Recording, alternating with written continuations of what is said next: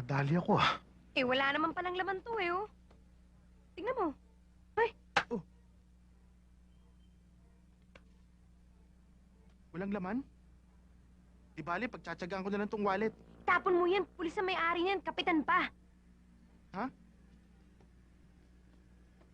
Ano ba problema mo? Eh wala naman tayong ninakaw sa kanya.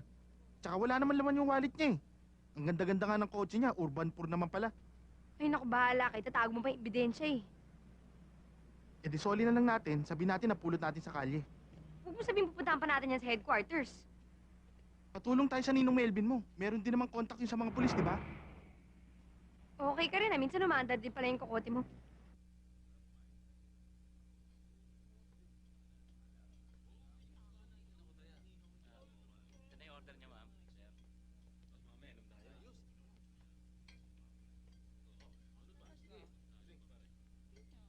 Kanina pa namin kayo hinihintay ah. Sila may isosoli sa'yo. Si Andy at si Glenn, si Captain Ted Cordero. Ay. Tol, ikukunin lang ako sa kotse. Sige pare.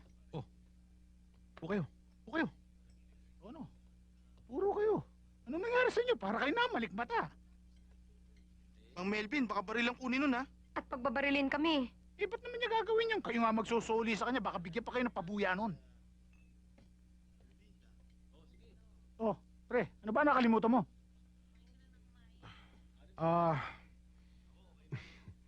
Yung wallet ko.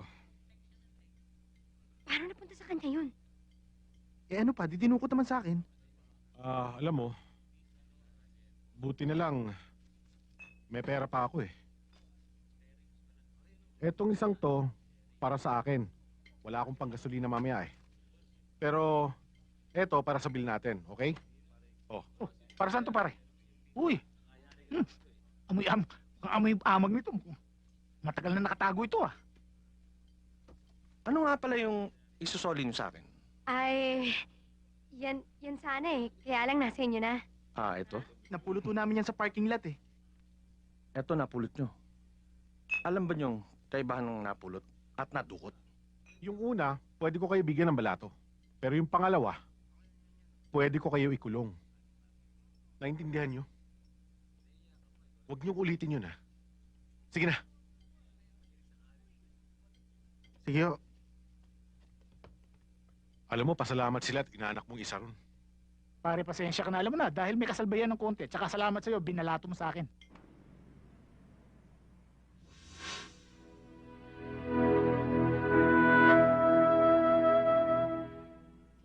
Paano tayo makakilos niyan? Binabantayin tayo ng kapitan.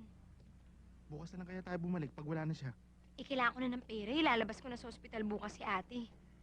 Eh anong gagawin natin? Mahirap naman yung nasa ospital yung ate mo, tapos tayo nakakulong naman. Saka isa pa, birthday mo ngayon eh. Pinaalala mo pa. Kapitan, Hmm. daig nyo pang taga-Bulaga. Kanina nasa likod namin kayo eh. Alam niyo kung bakit? Mas kabisado kong pasikot-sikot dito. Kesa sa inyo eh. Kaya kung ako kayo, hindi ako titira sa lugar na ito. Birthday ko kasi ngayon eh. Birthday mo. Kaya pala pwede niyong gawin lahat ng gusto niyo. Ganun ba yon? Alam mo, baluktot ang dahilan mo eh. Yung totoo, kailangan ko po ng pera. Ilalabas ko na ako kasi sa ospital yung ate ko bukas. Na-aksidente ko kasi siya, matagal na siya doon. Alam mo, Ne, gasgas na yung storya mo. Mag-isip ka naman ng bago, something new. Diba? Bago?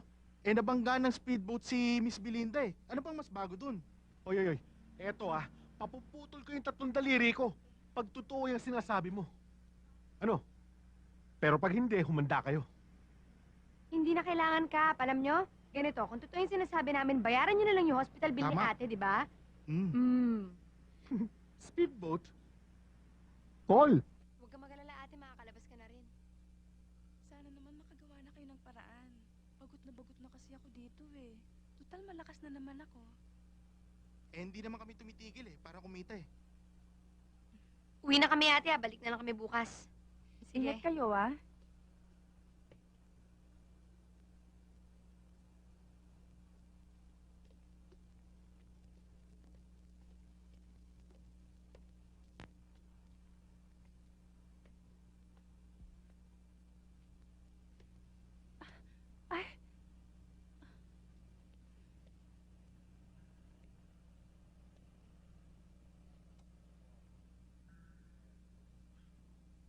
Marumi na to.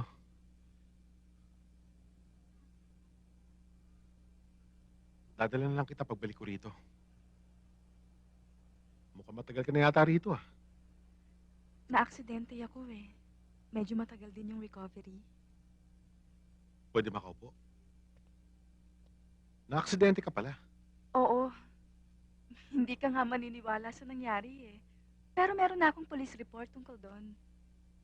Teka muna. Huwag mo sabihin na nabundol ka ng speedboat. Paano mo nalaman? Nasabi lang sa akin dyan sa labas. Sabi ko nga, buti hindi barko nakabundol sa'yo dahil kung hindi, siguradong... Parang believe it or not nga yung nangyari eh.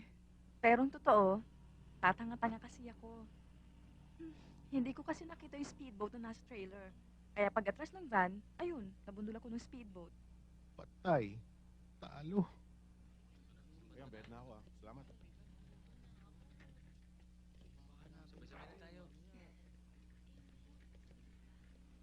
Nakakahiya naman ho yata sa inyo, Kapitan. Kayo pa nagbayad ng kulang namin. Hindi lang yung kulang ate, binayaran niya ng buo. Eh, yun yung pustahan nila eh. Anong pustahan? Gustahan. Wala yun. Mas mabuti pa nga yun kaysa maputulan ng daliri. Hindi ko yata maintindihan. Wala yun. Sigurado ka ba sa impormasyon mo? Magkakaroon ng salihan mamaya? O sige, ganito gagawin ko ha. Bubuo ako ng grupo. Magkita tayo mamaya. O sige, mag-ingat ka. Ayos to. Ba't nandito? Ba't nandito ang drum na to? Vincent! Vincent! Uisip. Aray ko, aray ko, bossing! Aray ko po, bossing! Ano ginawa mo sa akin? Ginawa mo ako ashtray! Ano ginagawa mo sa loob niyan? Sabi mo, linisin ko dito sa loob. Sabi ko, linisin mo yung drum, yung loob ng drum. Di ko sinabi dito sa loob ng bahay, okay? Labas mo yan. Kala ko dito sa loob eh. Basta ilabas mo yan. Ginawa mo pa ako ashtray. Ilabas mo yan, sabi. Bossing! Bossing, di ako makalabas, bossing! Tulungan mo ako! Bossing! Hoy, Cho, marunong kang pumasok sa loob niyan. Ha? Matuto kang lumabas, okay? Bilisan mo.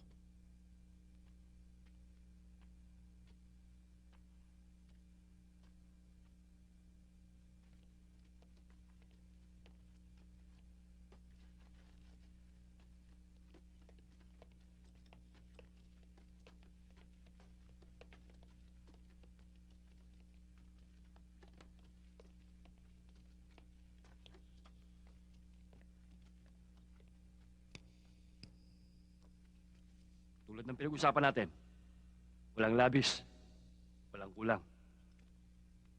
Huwag kang mag-alala. Sobra-sobra pa to. Bonus raw para sa inyo. Galing kay boss.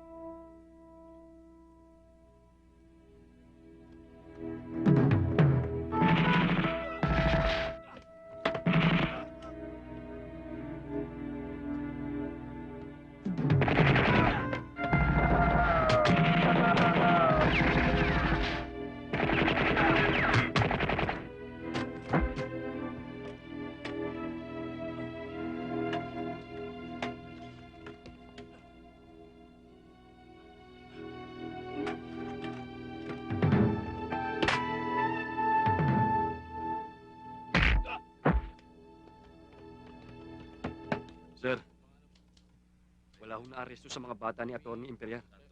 nakatakas ho lahat bago nagkabanatan, sir. Sigurado ka? Yes, sir. Tutuloy na po ako. Sige. Pare si Melvin to. Na-recover yung mga carnap vehicles at nahuli yung mga carnappers. Kaya lang, masyado madalas yung grupo ng mga buyers. Wala nahuli ni isa. Mabutin lang hindi sumabit yung misyon, ha? Kita mo naman, pare. Hindi pa ako nabubulya sa'yo basta't impormasyon ang pinag-uusapan. Oh, sige, sige. O paano, kita na lang tayo. Okay.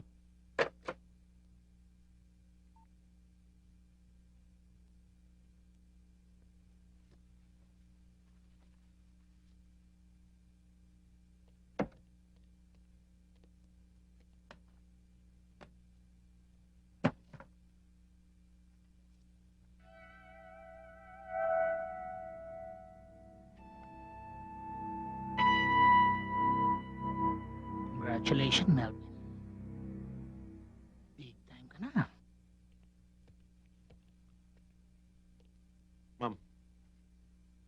Maupo ka.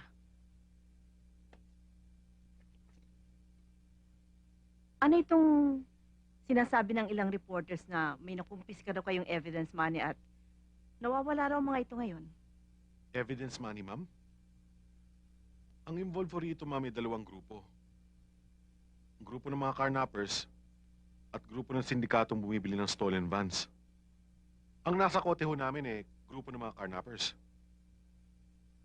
Ano ngayon ang gusto mong palabasin? Yung bumibili ng stolen vans, sila ang nakatakas. Baka sila ang may dala ng pera. Hindi kaya nagkabayaran na? Mahirap siguruhin. Biglang nagkaputukan, mabilis ang pangyayari. Ganun ba? Isang bagay pa nga pala. Konting ingat kay Imperial, ha? Alam mo namang lawyer ni Mayor yun. Ma'am, confirmed naman ho na ang mga tauhan ni Dax Imperial ang bumibili ng mga stolen vehicles. Kahit na, hindi naman natuloy ang transaksyon eh. So yung mga tao ng Imperial, hindi yung pwedeng kasuhan yon. Di tulad ng mga carnappers, sabi talaga yun. Alam ko ho yun, ma'am. Maaaring nakalusot sila ngayon pero matitsyempohan din namin sila. Wala yata ninong mo eh. Bumalik na lang tayo. Nandito yun. Ninong? Ninong? Sino yan, Andy? Sandali lang. Bubuksan ko pinto.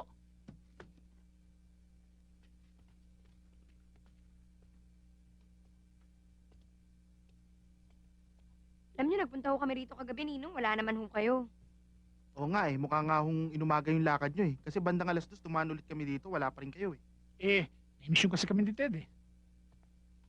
Nagkaputukan nga eh. Butin lang, hindi kami naargabyado. Pero maraming naaresto. Matagal niyo na ho bang kilala si Captain Cordero? Matagal-tagal na rin. Bihira naman pumarito yun eh. Mukha naman hong mabait siya, di ba, Ninong? Paano babait yun? Pinatitigil nga tayo sa racket natin eh. Gusto lang kayong magbago, magpakatino. Ganun yun. Kilala niyo ho ba si Itay nung nabubuhay pa siya?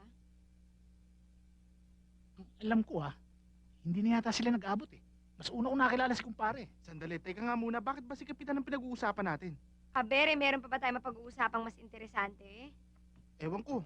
Basta ibayin natin yung pinag-uusapan natin. O sige, wag lang mapanis ang laway natin. Anong gusto mong pag-usapan? Siya nga pala nung meron ako nakitang attache case dyan kanina. Nasaan na yun?